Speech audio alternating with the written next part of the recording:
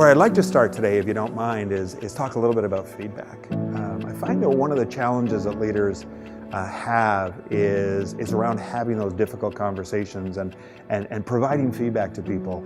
And often I find that leaders, what they'll do is they'll hesitate to provide the most valuable feedback. They're hesitant to ask the most valued question because maybe that person won't take it the right way. Maybe they'll be offended in the process or what have you. And I find that from a leadership perspective, and certainly from a company perspective, I think that we'll be amazed at how much more successful we can be when we learn how to talk with each other rather than talk about each other.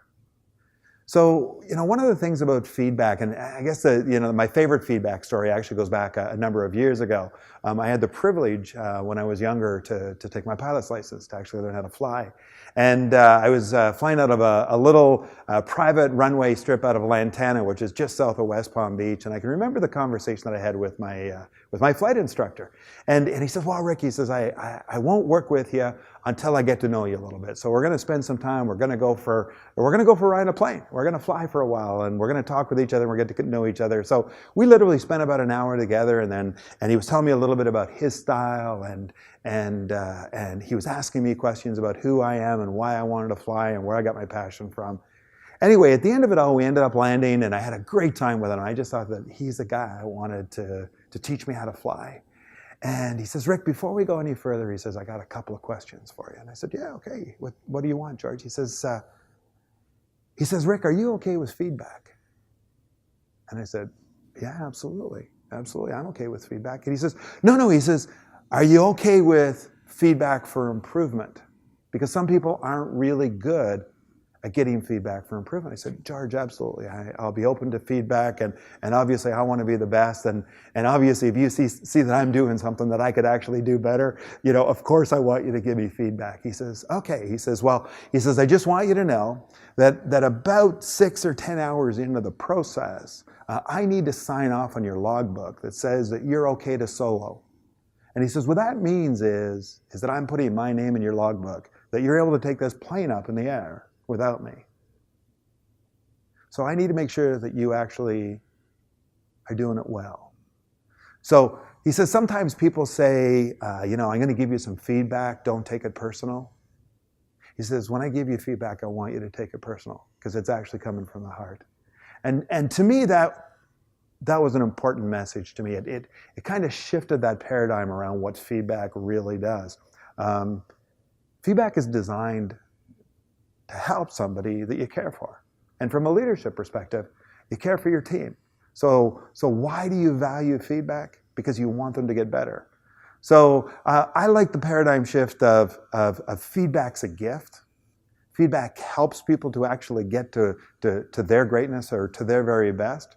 And I actually do believe that feedback is personal, and it should be personal. Sometimes people hesitate about feedback and how to give feedback. So I got a couple of simple rules that sort of help me out.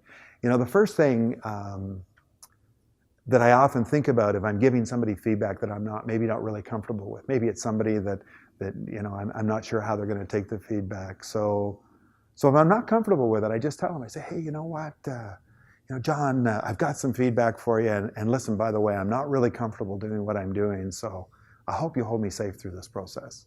And I just find that when you're vulnerable like that and you just put it out there that this is something that's a little uncomfortable for you, I often find that what happens is the defensiveness drops down. I think the other thing I find is that when you're about to give somebody feedback, they start to question your intent. They wonder why you're doing it. What's your motivation, and is there a hidden agenda? So what I'll often do is I'll often start with the intent. Rather than giving them the feedback straight on, I'll tell them the intent first. I'll say, hey, listen, I think it's really important for you to understand why I want to give you this feedback. Because I think you're an amazing individual, and I love working with you as a team member. And I'm seeing you do something, and I'm not sure that you're completely aware of maybe the negative impact that behavior is having on you or on your team or on the success of the company. So I want you to know the reason why I'm giving you the feedback is because I actually respect you, and I actually like working for you. And then, once they understand the intent, it makes it a whole lot easier. I think the sort of the final rule that I have is that as long as feedback's coming from the heart, and it's designed to support or to help somebody, it will go a long way to providing that support. So those are sort of my rules of feedback, but number one, I truly believe that feedback is a gift, that we should take feedback personal, and that we should not avoid providing that feedback, because I think the alternative, which is usually talking about people rather than talking to people, is actually not really good for business.